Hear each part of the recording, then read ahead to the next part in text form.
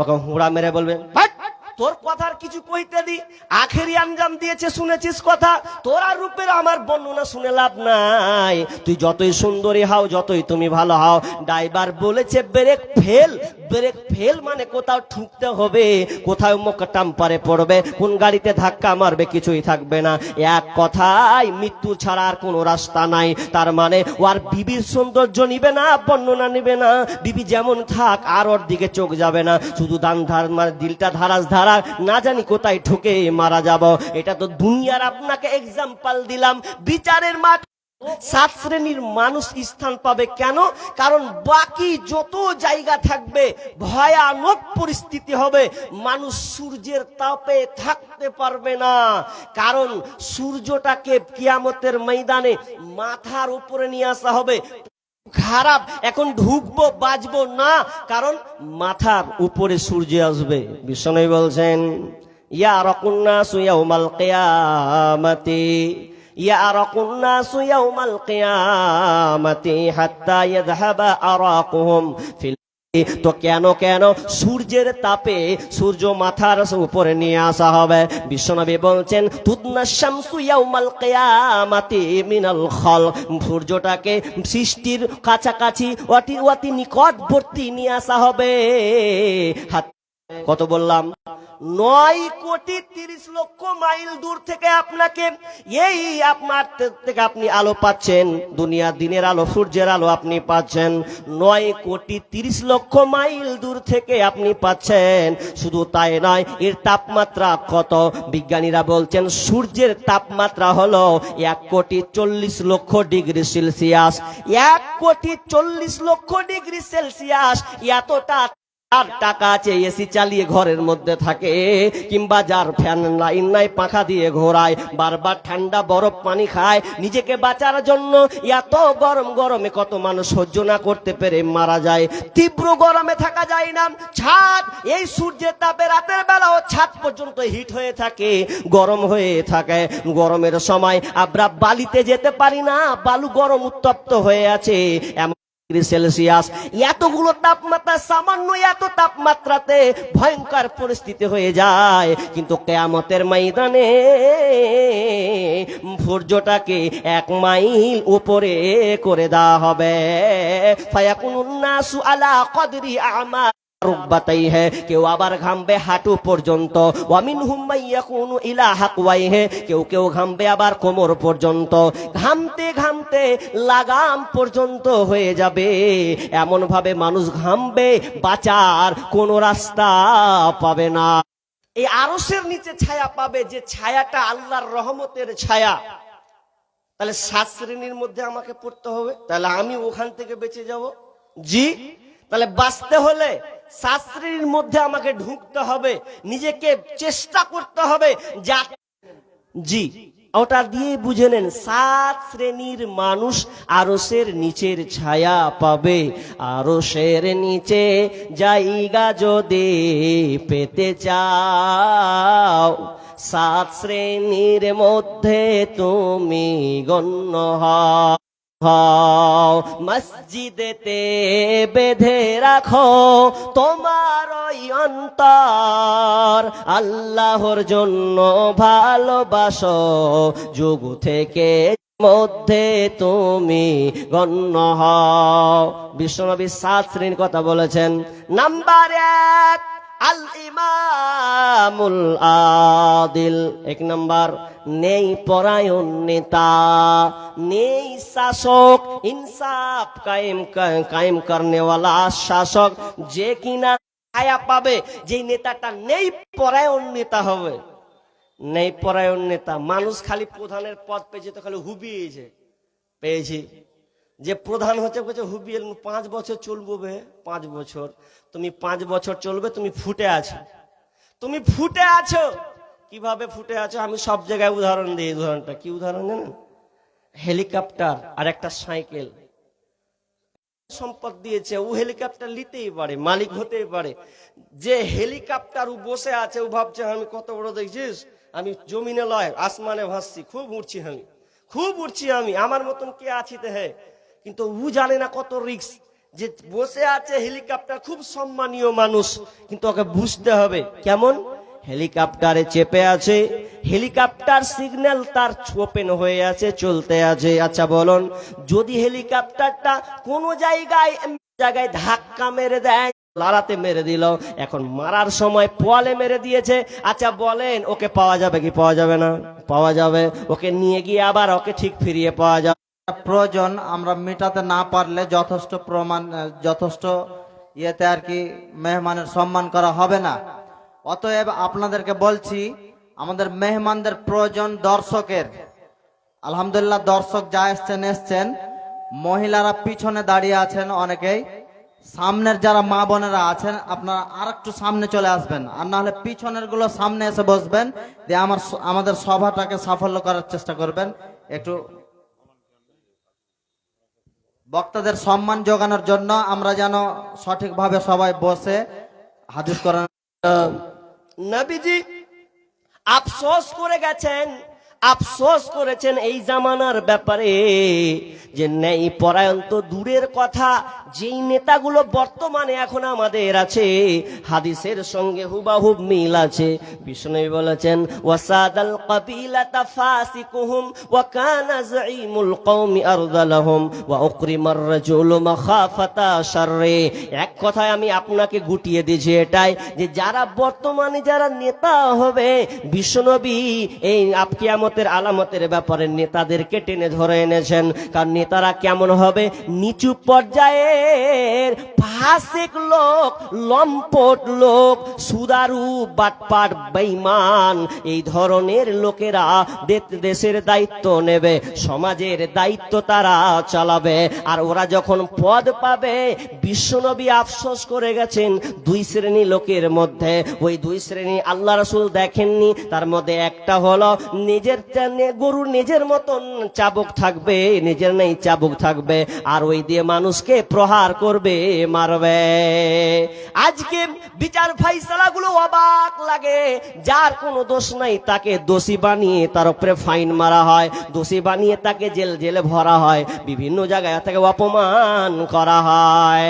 অথচ বিশ্বনবী যখন তিনি মক্কা বিজয় করলেন, মক্কা যখন তার হাতে চলে আসলো, এমন সময় ইসলাম প্রচার যখন শুরু হয়ে গেল, ইতিমধ্যে কিছুদিন মধ্যে এমন একটা ঘটনা ঘটে গেল, যেই ঘটনা আপনার কি নাম একটা ঘটনাকে, যে কোরাইশ বংশের একজন নারী একজন মেয়ে চুরি করেছে, আর চুরি করে তার শাস্তি হবে। তারা জানতেন যদি কেউ চুরি করে আর চুরি করার পর যদি ধরা পড়ে, তার হাতটাকে কেটে ফেলতে হবে। এখন তো অবস্থা খারাপ, এত বড় উচ্চ বংশীয় কুরাইশ বংশ, এত মর্যাদার একটা বংশ, আমাদের চুলকানি লেগে গেছে, এখন কি করা যায়? মান সম্মানের তো ব্যাপার আছে। এই জন্য তিনি কি করলেন? কেউ বলার সাহস পাচ্ছে না, নবীর কাছে কে যাবে, কে বলবে, আর যে বিচারটাকে একটু অন্যদিকে ঘুরিয়ে দেওয়া যায় কিনা, কাউকে না পেয়ে তারা একটা কাজ করলো কি, একজন ছোট অল্প বয়সের ছেলে, কাকে? তো উসামা বিন জায়েদকে তারা চয়েস করলো। কারণ উসামা বিন জায়েদকে আল্লাহ রাসূল কতটা ভালোবাসতেন, খুবই ভালোবাসতেন। উসামা বিন জায়েদকে বললেন, উসামা তুমি যাও, বিশ্বনবীকে তুমি এটা বলো, তোমার দ্বারা এটা সম্ভব হবে। এই কথা বলা, যখনই এই কথা বলেছেন, বিশ্বনবীর চোখ লাল বর্ণের হয়ে গেছে। আর যখনই হয়ে যাওয়া, তখন সঙ্গে সঙ্গে রাগান্বিত হয়ে গেলেন। তিনি বুঝতে পারলেন খুব খারাপ অবস্থা। এমন সময় লোককে জমায়েত করলেন, দাঁড়িয়ে গেলেন, দাঁড়িয়ে তিনি ভাষণ দিলেন, কিছু কথা বললেন। বলতে বলতে তিনি বললেন, ও আমার এলাকাবাসী, তোমরা শোনো, তোমরা আমাকে দিয়েছো উসামা বিন সাইদের মাধ্যমে শেখায়ার একটা সুবিচার, কিন্তু না, কোরআনের বিপক্ষে তো যাওয়া যায় না। তোমরা এটা করতে, এটা কখনোই সম্ভব হতে পারে না, বরং কোরআন বলেছে তার হাতকে কেটে নিতে হবে, অতএব হাত কাটতে হবে। শোনো, তোমরা বলেছো ফাতেমার কথা, আরে ওই ফাতেমা যদি আমার নিজের মেয়ে হতো, আমার কলিজার টুকরা কন্যা নিজের ফাতেমাও যদি হতো, তাহলে আমি কি করতাম? লাউকানা বিনতে ফাতেমা, আমার মেয়ে যদি হতো নিজের মেয়ে, তবু আমি আমার মেয়ের হাতকে আমি কেটে দিতাম। এরই নাম হলো সুবিচার। শোনা যাবে না? আমার নিজের আমার বংশের এটা দেখার দরকার নাই, কারণ আল্লাহ সুবহানাহু ওয়া তাআলা বলছেন ওয়াইদা হাকামতুম বাইনান নাসি আন তাহকুমু বিল আদল, যখন তোমরা বিচার ফাইসালা করবে ন্যায়ের সঙ্গে বিচার ফাইসালা করবে। নিজের বলে বাঁচিয়ে নিব এটা চলবে না। জি, তাহলে নেই পরায়ণ নেতা হতে হবে। সময় নাই তো, আর 10 মিনিট লিব, কিছুক্ষণ কালেকশন করব, ঘড়ি দেখছি আর চালাচ্ছি। তো একটা হলো, দ্বিতীয় নম্বর কি, ওয়াশাবুন নাশাআ ফি ইবাদাতি রাব্বি, যেই যুবক তার যৌবন বয়সে আল্লাহ রাস্তায় অতিবাহিত করেছে, আল্লাহ রাস্তায় কাটিয়েছে, ওই যুবকটা আরশের নিচে ছায়া পাবে। ওয়াশাবুন নাশাআ ফি ইবাদাতি রাব্বি, ওই যুবকটা আরশের নিচে ছায়া পাবে যেই যুবকটা যার যৌবনটা আল্লাহ রাস্তায় কেটেছে। জি, এবার যদি আমি আপনাদেরকে প্রশ্ন করি যে আরো বর্তমান যুবকের মাথার চুল দেখেন, বর্তমান যুবকের তার শরীরের ফিগারের বাহার দেখেন, চুলের স্টাইল দেখেন, বর্তমান যুবক মোবাইল হাতে একদম দামি দামি মোবাইল ব্যবহার করছে, একটা দুইটা করে মোবাইল বাধা নয়, আমি বলছি না বাধা নয়, কিন্তু আজকে যুবকরা রসাতলে চলে গেছে। দেখেন আজকের বর্তমানে যুবক যুবতী মোবাইলের মাধ্যমে যতগুলো মোবাইল আমরা ব্যবহার করছি, আমার যুবক ভাইয়েরা, এই সবচাইতে মারাত্মক যদি গুনার কাজ থাকে তো এই মোবাইলের মাধ্যমে আজকের ইয়ং জেনারেশন ধ্বংস হয়েছে। কি করে? রাত 12টা 1টা পর্যন্ত জেগে আছে। আজকে একটা এমন একটা কালচার হয়ে গেছে, ফ্যাশন হয়েছে, নিয়ম নীতি হয়েছে, যাকে গার্লফ্রেন্ড বয়ফ্রেন্ড এখন সংক্ষিপ্ত নাম দিয়েছে জিএফ আর বিএফ। জিএফ মানে গার্লফ্রেন্ড, বিএফ মানে বয়ফ্রেন্ড। আজকে এটা সামান্য হয়ে গেছে, বাপ মার মাথা ব্যথা নাই। যুবক বলো, তোমার এই হালাতে তুমি কি করে তোমার এই যৌবন সময়টাকে যে নষ্ট করছো, তোমার কি মনে হয় যে আমি আরশের নিচে ছায়া পাবো নেব? কি অবস্থা আজকে মোবাইলে, আজকে যুবকরা শেষ হয়ে গেছে। অথচ যুবকের দাম কত? আল্লাহ রাসূল বলছেন ইকতানিম খামসান ক্বাবলা খামসিন, 5টা জিনিস আসার আগে তোমরা 5টা জিনিসের মূল্যায়ন করো। নাম্বার 1, সাবাবাকা ক্বাবলা হারামিক, তুমি তোমার যৌবন পেয়েছো, এই যৌবনকে তুমি কাজে লাগাও বার্ধক্য আসার আগে। তুমি যৌবনের মূল্যায়ন করো, যৌবনকে তুমি নিয়ামত মনে করো, গনিমত মনে করো। যৌবন তুমি পেয়েছো, এই যৌবন একবারই পাবে, দ্বিতীয় চান্স পাবে না।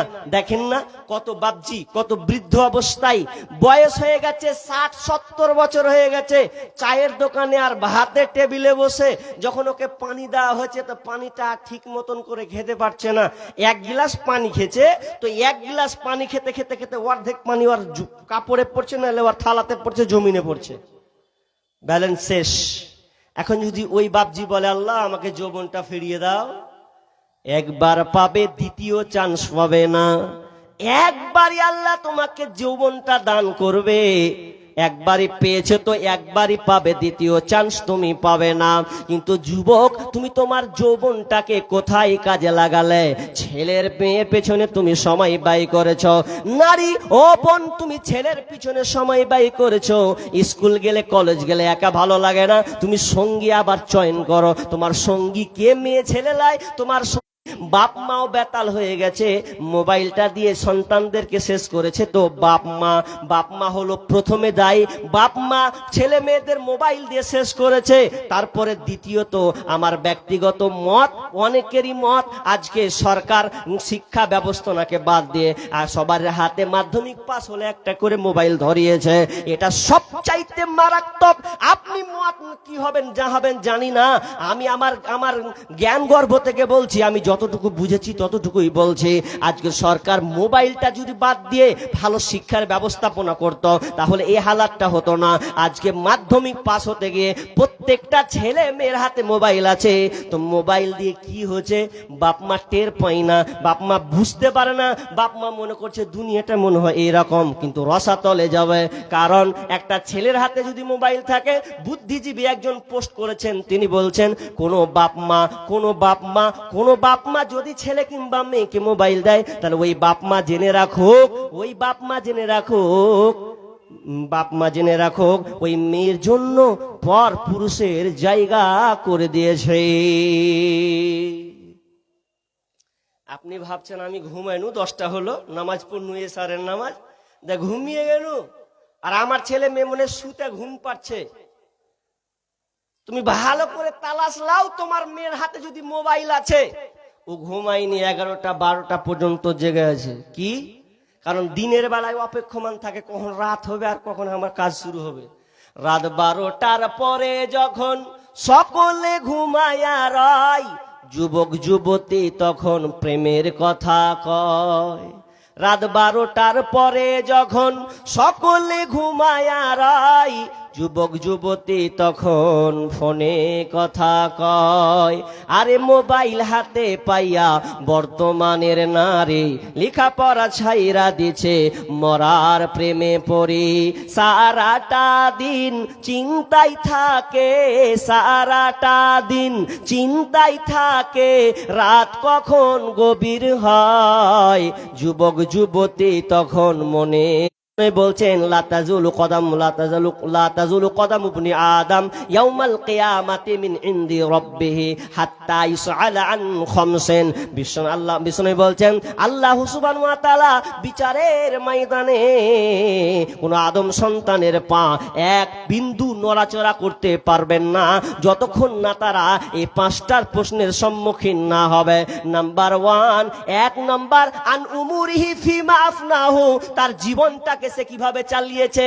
50 বছর জিন্দেগি পেয়েছে, 60 বছর পেয়েছে, হিসাব দাও। তারপরে কোনো কথা 1 নাম্বার প্রশ্ন করা হবে আন উমুরিহি ফিমা আফনাহু। নাম্বার 2 ওয়ান সাবাবিহি ফিমা আবলাহু, তুমি তোমার যৌবনটাকে কেমন করে পার করেছো, কোথায় কাটিয়েছো, কিভাবে কাটিয়েছো, আজকে হিসাবটা তুমি বুঝিয়ে দাও। হিসাব যতক্ষণ না বুঝাবে রে, ততক্ষণ পর্যন্ত তোমার কদম, তোমার পা নড়াচড়া করার কোনো সুযোগ থাকবে না। দাও হিসাব। যৌবন পেয়েছো, যৌবন বয়সে খুব মাস্তানি দেখিয়ে দিয়েছো, আরে কে আসবি আই, এ যৌবন ওই কাজের লেগে লাই, অহংকার, তাকাব্বুর, পয়সা আর আপনার স্টাইলের বহর আর মেয়েদের পিছনে তোমার আড্ডাবাজি, এই জিনিসটা তোমাকে বুঝিয়ে দিতে হবে কেমন করে তুমি পার করেছো। বোন সচেতন হও, ভাই সচেতন হও, বেঁচে থাকার চেষ্টা করো, মোবাইলকে ব্যবহার করো, কিন্তু মোবাইলকে কন্ট্রোল করো। কেন মোবাইল এমন হয়ে গেছে, মোবাইলকে তুমি চালাবে, মোবাইল এখন তোমাকে চালাচ্ছে। এখন এমন অবস্থা হয়ে গেছে, মোবাইল আমি চালাবো কি, মনে হয় মোবাইল আমাকে ঘুরিয়ে চালাচ্ছে। এমন অবস্থা হয়নি? এমন আজকে বর্তমান অবস্থা হয়ে গেছে। আমি লম্বা করব না, আর কিছুক্ষণ কি, তো 2 নাম্বার কি, ওয়াশাবুন নাশা ফি ইবাদাতি রাব্বি। নাম্বার 3 ওয়ারাজুলুন কলবুহু মুআল্লাকুন ফিল মাসাজিদ। নাম্বার 3 নাম্বার হচ্ছে যে লোকটা, যেই যুবকটা যার সম্পর্কটা মসজিদের সঙ্গে সবসময় লেগে আছে। আসর জোহর পড়ল, কখন আসর হবে, আমি নামাজ পড়ব জন্য তাদের সম্পর্ক বিচ্ছেদ হয়েছে। এই রকম লোক আরশের নিচে ছায়া পাবে। আর তারপরে বলছেন ওয়ারাজুলান তাহাব্বা ফিল্লাহি ইসতামা আলাইহি ওয়া তাফাররাকা আলাইহি ওয়ারাজুলুন তার 5 নম্বর হচ্ছে, 5 নম্বর বিশ্বনবী বললেন ওই লোকটা, যেই উচ্চ বংশীয় মহিলা, উচ্চ বংশীয় নারী কোন পুরুষকে একটা ডাকলো, ডাকার পর বলছে ওরে আয় তুই আমাকে নে, আমি তোর জন্য প্রস্তুত আছি, তুই আমার দিকে চলে আয়, এবং আমি তোকে অফার দিলাম। কোন উচ্চ বংশীয় মহিলা যদি ডাকে আর ওই সময় যুবকটা বলে দেয় ইন্নী আখাফুল্লাহ, আমি আল্লাহকে ভয় করি, আর ভয় করি বলে সে তার কাছে গেল না, ওই যুবকটা আরশের নিচে ছায়া পাবে। ওই যুবকটা আরশের নিচে ছায়া। কে? একটা মেয়ে বলছেন হ্যালো, আপনি সঙ্গে বলছেন নারীর গল্প, নারীর আওয়াজ, বাক ফোন রাখ, রেখে দিলেন। ফের কেউ লাগাচ্ছে, কার সঙ্গে সম্পর্ক হলো, কেউ আপনাকে খুব প্রস্তাব দিচ্ছে কোন নারী, আপনি বলছেন সিধা হাঁট, আমার রাস্তা হাম, ছায়া পাবে। জি যুবক পারবে? কোন মেয়ে তোমাকে, সুন্দরী মেয়ে তোমাকে ডাকলো, তোমাকে অফার দিল, তো তুমি অফারটাকে প্রত্যাখ্যান করবে, বাদ দিয়ে দেবে? তোমার দ্বারা সম্ভব হবে? জি। তাহলে ছোট্ট করে একটা বলি, তাহলে তোমার মনে ঈমানি তাজা বাড়বে। কেমন? উবাইদ বিন উমাইর একজন বিজ্ঞ, একজন আলেম মক্কার। উবাইদ বিন উমাইর একজন বিজ্ঞ আলেম, এত বড় পণ্ডিত আল্লাহওয়ালা মানুষ। তো মক্কার একজন স্ত্রী, একজন বিবি আয়নার সামনে, তোর মাথা খারাপ, তুই সুন্দরী বলে যেমন তাই বলবা? বলছে এমন একজন লোক আছে যে লোকটার কাছে যা তোকে পাত্তাই দিবে না। তো বাজি খেলছে যে তুমি কেমন কথা কইছো, আমার স্বামী আমাকে পাত্তা দিবে না, মানে আমাকে পারমিশন দাও, একবার বলে দেখো ওই লোকটাকে যদি আমি পাগলা না করে দিই। যা তোকে পারমিশন দিনু। উবাইদ বিন উমাইর, উবাইদ বিন উমাইর দাস দিচ্ছেন আর ওই সময়তে চলে গেছে। এমন তো মেয়েটা বলছে, হুজুর আমি আপনার প্রেমে পাগল হয়ে গেছি, আমি আপনার প্রেমে আত্মহারা হয়ে গেছি, আপনার যখন থেকে শুনেছি আপনাকে ছাড়া আর ভাল লাগে না, আপনাকে আমি অফার দিয়ে দিলাম, আপনি আমাকে ভোগ করতে পারেন, আমার কাছে আপনি আসতে পারেন, এটা আপনাকে সুবর্ণ সুযোগ দেওয়া হলো। যেমনই কথা বলা, উবাইদ বিন উমাইর বলছেন খবরদার এরকম কথা তুমি বের করো না। শোনো, বলছে আমি বের হব না যতক্ষণ পর্যন্ত তুমি আমার কথা, ওই সময় আমার মরণ হবে, আমি ওই সময় খারাপ কাজ করতে পারি না। এবার বলছে তাহলে ঠিক আছে চলো, তোমাকে কবরে নিয়ে যাওয়া হলো। ধরো এবার কবরে নিয়ে যাওয়ার পর যখন মুনকার নাকির যখন তোমার কাছে আসলো, আর আমি ওই সময় যদি বলি চলো মেয়ে তোমার তামান্নাটা আমি মিটিয়ে দিই, আচ্ছা তুমি কি চাইবে? মেয়ে বলছে না না না, ছি ছি ছি, না না, এটা তো কখনোই আমার দ্বারা পাচ্ছি না। উবাইদ বিন উমাইর কি এমন কথা দিয়েছে যে আমার বিবি আর আগেকার মতন হচ্ছে না। জি, যারা প্রকৃত আল্লাহকে ভয় করে তারা কোনোদিন কোনো মেয়ের পাত্তা দিবে না। তবে যারা আল্লাহকে ভয় করে না, যারা লম্পট বেঈমান, সেই লম্পট সময় ডান হাত দান করছে কিন্তু বাম হাত টের পাচ্ছে না, লোককে জানাচ্ছে না, এমন ভাবে ও দান করছে যে দান করার কারণে এক কথায় আশেপাশে জানতে পারছে না। এমন করে উদাহরণ দেওয়া হয়েছে, ডান হাত দিল বাম হাত জানতে পারলো না। এই রকম যদি কেউ দান করে তাহলে সে আরো সের নিচে ছায়া পাবে।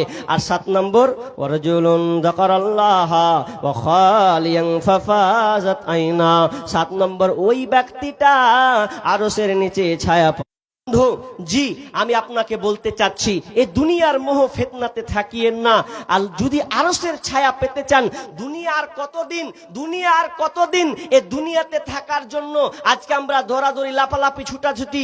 আজকে যদি এসআইআর এর নাম যদি প্রথম আপনি দিয়েছেন, তারপরে হিয়ারিং এ আপনাকে ডাকছে, জি প্রত্যেককে হিয়ারিং এ এখন ডাকা হচ্ছে। ক্যাপা পাগলা হয়ে গেছে, কি করবে? একজনকে দেখছি মাথায় টিনে করে যা দলিল ছিল সব মাথায় করে চলেছে, লে এবার কি লিবি? আমি বুঝতে পারি না কিছু, কি দিব তোকে, কি লিলে আমি ভারতের নাগরিক হব? বাপ দাদা যেখানে মরে গেল সেখানে। তো যাই হোক, আপনারা চেষ্টা করুন, আল্লাহর কাছে দোয়া করুন। আমি যেটা বলতে চাচ্ছি, দুনিয়ার ব্যাপারে আপনি এত কিছু রেডি করছেন যে আমি ভারতের নাগরিক কিভাবে প্রমাণ করব? ছায়া পেতে হলে 7টা শ্রেণীর মধ্যে আপনাকে ঢুকে যেতে হবে, তবেই আপনি আরশের নিচে ছায়া পাবেন। বিস্তারিত আলোচনা নয়, যেহেতু আরো 2 জন বক্তা আছেন, 2 জনই আবার ভালো কোরআন হাদিসের পণ্ডিত, ভালো বক্তব্য দেন। তার মধ্যে একটা আব্দুল করিম ভাই আর ব্রাদাররা যেতে পারে। করা হলে কিছু করার নাই, করা হলে পরে ফিরিয়ে দিয়েন, নাহলে হজম করতে শিখুন। কি কথা, কোন বক্তা যখন কালেকশন করে তখন কইছে যে দেখে তারা চা মেরে চলে আসি, যা থাক কিছু খেয়ে চলে আসি, একটু ঘুরে লিগে তারপরে বক্তা নামবে তখন শুনবো। তাহলে এটা যদি আপনি আঁকেন, তাহলে তো আপনারা চেষ্টা করবেন অন্তত কিছু দেওয়ার, আপনারা চেষ্টা করবেন। আমি বেশি পাবো নাকি জানি না, 10,000, 5,000, হ্যাঁ 2,000, 3,000, 1,000, যতটুকু সাধ্যে কুলাই। 10,000-এর দাতা আছেন কিনা তাও জানি না, তবে চেষ্টা করব। প্রথম নম্বরে কেউ যদি থাকেন যে আমি 10,000 টাকা দিয়ে এই প্রথম আমি শুরু করলাম, এই প্রয়োজন, তো তখন তিনি যখন চাইতেন তখন সাহাবীদেরকে নিয়ে চাইতেন, তো সাহাবীরা কি করতেন? উঠে পালিয়ে যেতেন, মনে হয় না? উঠে পালাতেন না, ওনারা বসতে থাকতেন, না পারলেও বসে থাকতেন। মুখ দিয়ে তো আপনি এই দোয়াটা বলবেন যে আল্লাহ আমি অসহায়, আমি গরিব, আল্লাহ আমি পারবো না, তো আপনি আল্লাহ যে দিছে আল্লাহ তুমি তাকে দেওয়ার তৌফিক দাও। আছেন বলুন না এরকম লোক যে মসজিদের জন্য আপনি দিবেন। দেখেন এতগুলো মাইকিং, এতগুলো খরচ, তারপরে মসজিদের উন্নতিকল্পে অনেক খরচা, আপনি ভাবছেন যে এটা সস্তা? জি না। বলুন আল্লাহর জন্যে কারো মা নেই, কারো বাবা নেই, যেই মা কবরে শুয়ে আছে, যেই মা, নিয়াত করুন। আর এলাকার লোক তার তো আরো সুখবর যে আপনার এলাকার কবরস্থান, তার মানে আপনাকে শুতে হবে। আপনি এলাকার মানুষ, তাহলে আপনাকে বেশি ভাবতে হবে যে কবরের দিকে যদি যাই তাহলে তো আমাকে ওখানে ঘুমাতে হবে, মুর্শিদাবাদ থেকে আপনার কবরে নিতে আসবে না, তো আপনার বেশি হক। আর আপনারাও দিবেন, চেষ্টা করুন। ইসনানি ওয়া ইয়াবকা মাহু ওয়াহিদ। আল্লাহ রাসূল বলছেন মানুষ যখন মারা যায়, মানুষের সাথে মরে গেলে যখন তাকে কবরে রাখা হয় তো তার সঙ্গে তিনটা জিনিস যায়। কি গেল? আপনার বন্ধু গেল, আপনার চাচা গেল, এরা সবাই আপনাকে মারিতে যাবে। আর যে খাটলিয়া যে দিয়ে আপনাকে ঢেকে রাখা হয়েছিল ওগুলো সব রিটার্ন আসবে, তবে আপনার সঙ্গে থাকবে ওয়ায়াবকা আমালুহু, আপনার আমাল আপনার সঙ্গে থেকে যাবে। বাকি দুনিয়া যত কিছু আছে এগুলো সব থেকে যাবে। জি, আসলে এগুলো কেউ আপন লয়, কেউ আপন লয়। ততক্ষণ আপনাকে নিয়ে ঘুরাবে মানুষ, মা, ছেলে, বউ, বেটি সবাই আপনাকে ঘুরাবে। জি, কিন্তু আপন কে? আল্লাহ। কিন্তু আমরা আল্লাহকে ছেড়ে দিয়েছি। জি, নিষ্ঠুরে এই পৃথিবীতে কেউ তো আপন নয় তোমারে, কেউ তো আপন নয়, কেউ তো আপন নয় তোমার আপন হইল না, তাই এই দুনিয়ায় পড়ে চলো না। নিষ্ঠুরে এই পৃথিবীতে কেউ তো আপন নয়, কেউ তো আপন নয় তোমারি, কেউ তো আপন নয়। দেখবেন বয়স্ক হয়ে গেলে সম্পর্কটা আস্তে আস্তে আস্তে আস্তে আস্তে ভ্যানিশ হয়। আপনার বাড়িতে চারটা ছেলে আছে, সব বড় বড়, কে বিজনেসম্যান, কে এটা করে, কে ওটা করে। এখন আপনাকে ছেলেরা ভাগ করে নিয়েছে, ভাগ করেছে কিনা দেখেন ভালো করে। ছেলেরা সিস্টেম, মৌলবীর মতন পালি সিস্টেম করে দেওয়া হয়। জি, দুনিয়াতে এটা হয়। আরে কত দেখলাম সোশ্যাল মিডিয়াতে, বাপ মরছে তো বেটা এসে বলছে বাপের টিপটা লে তাড়াতাড়ি, না তো হয়ে যাবে না। মরছে তো মরার আগে টিপটাকে আগে মারছে, যা হয় হবে। জি, যে আমি 5,000 দিব, 10,000 দিব, 2,000 টাকা দেব। আল্লাহর রাস্তায় যত লোক আছেন একটু সবাই আসুন, চেষ্টা করুন 500 টাকা, 1000 টাকা দিয়ে নেওয়া।